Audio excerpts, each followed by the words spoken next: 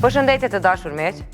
Mirë se po takohemi sërish bashkë edhe këtë shtunë. Besoj që keni kaluar ditë të mira dhe jemi këtu sonte për t'i ndarë me ju materialet të cilat i kemi përgatitur për ata që ju i adhuroni. Mbrëmjen e sonte e nisim me një material i cili i dedikohet gruas së parë menaxhere në estradën shqiptare, e cila për vajzat e saj nuk ishte vetëm nën, ishte baba, ishte motor, ishte vëlla, e për të gjithë ne një mike shumë e mirë. Edhe pse ajo fizikisht nuk do t'jetë më në mesin tonë, gjithmonë do ngelet në kujtimet dhe në zemrat tona si një grua e përkushtuar e guximshme e cila sakrifikoi gjithçka për fëmijët e saj. Në vazhdim do të ndjekim lamtumirën e fundit për Mona Ismailin, i qoftë i lehtë ky dhe u preh në paqe.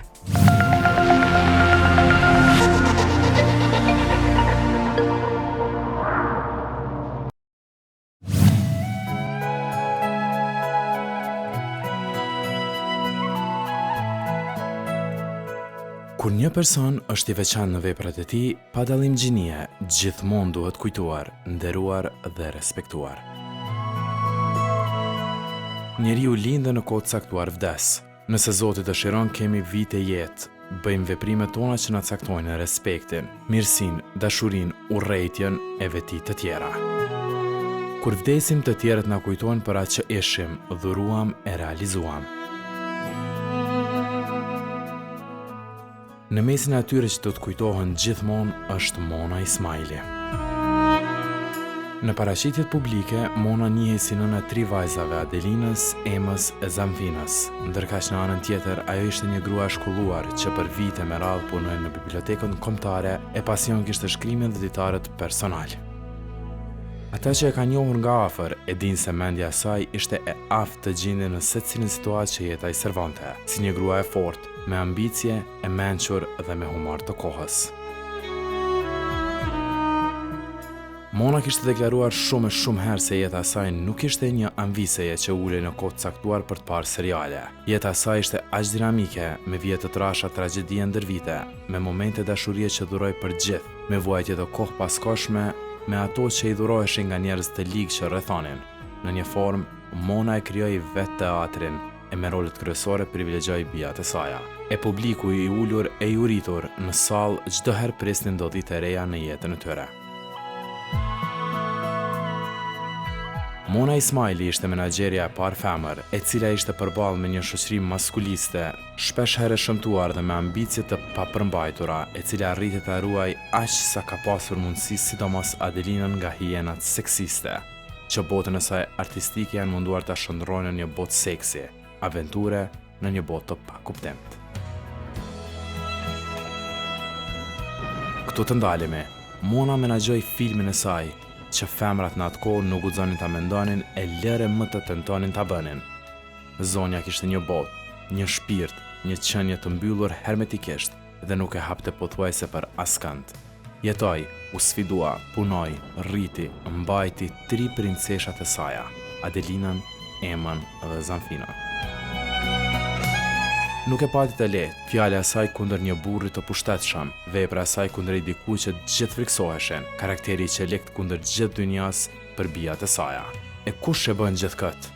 Vetëm ajo që nuk qahet në prehrin e askujt, por ka forcën fal dashurisë ndaj fëmijëve. Karakteri i saj përbëhej nga këto tipare: direkte, kur shprehte atë që e mendonte, e rrept në vendime, realiste më shumë se që duhej. Urrente gënjeshtrën, zbulonte të vërtetën, duke mos lejuar dredhi, në sy të shete e të lexonte shpirtin, o të pranonte në fillim, o nuk të donte kurrën e kurrës. Të dhuronte e të bënte të buzëqeshje ishte detaj që kur nuk e harronte. Ishte dashuruar pas ndjenjes së dhurimit. Kur Mona mungon vetëm fizikisht, ajo mbetet përsëri femra për shembullin e burrërisë, humanitetit, fisnikërisë, të karakterit të hekurt që me aq elegancë manifestoi gjatë tërë jetës.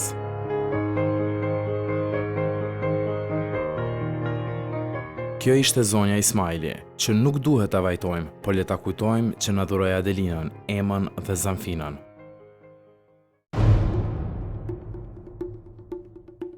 Humbja e saj ishte mëngjesin e të hënës kur një i ftohtë i madh kishte kapluar qytetin, por edhe një heshtje në derën e stradës. Për ata para televizionit, për ata që shfaqen në televizion e për ata në prapaskenat të televizionit. 25 prill e martë do të gravohet si dita kur u shua një grua me karakter të hekurt. Një nën që pa marrë parasysh çfarë do faturohej luftoi pafundësisht për 3 bijat e saja.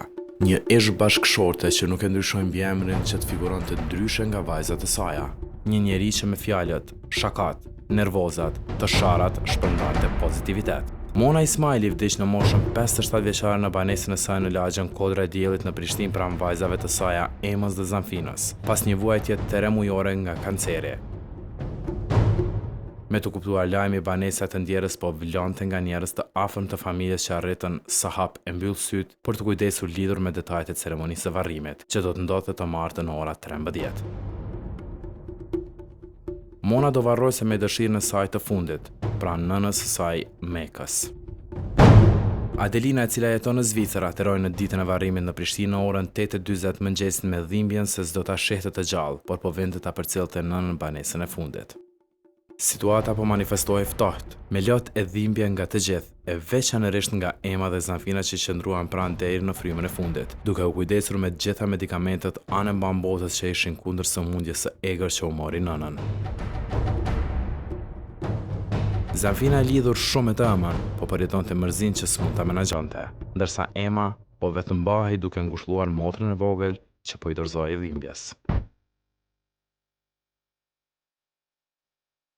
Ora po shënonte 1 e ditës, kur në Arbëri ishin qindra njerëz që erdhën për t'i dhënë lamtumirën e fundit të Mona Ismailit.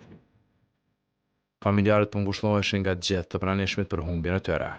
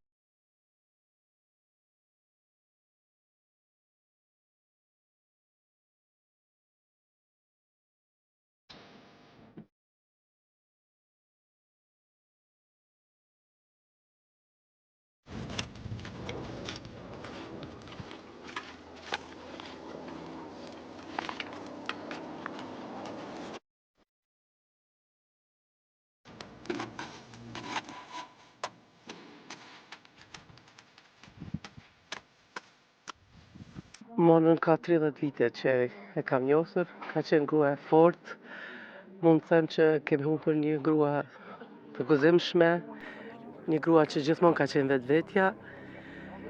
I letë qoftë dheu për Monën, ngushëllimet e gjithë atyre të cilët e kanë dashur. Vërtet më ka prek shumë ky rast, unë gjithmonë do ta kujtoj Monën me shumë mall, me shumë dashuri, e cila ka dhënë veç energji pozitive, edhe një gru, një nani, një femën që ka sakrifikuar shumë për fëmijët e saj, për vajzat e tyre që sot janë divat shqiptare. I shpreh ngushëllime familjes Ismaili, shpresoj që Zoti ja u jap këtë forcën e mundshme për me të kalu këtë dhimbje, u prefsh në paqe Mona. Ka qenë e mirë për gjithë neve, kështu që do ta kujtojmë me si një njeri shumë të mirë dhe shumë të afërt me neve, kështu që inshallah në xhenet. Ngushëllim. Ka qenë një gru muj me qujt luanesh. I përjetshëm në zemrat e të gjithë të pranishmëve që u bën një me familjen, do të mbetet kujtimi për Mona Ismail.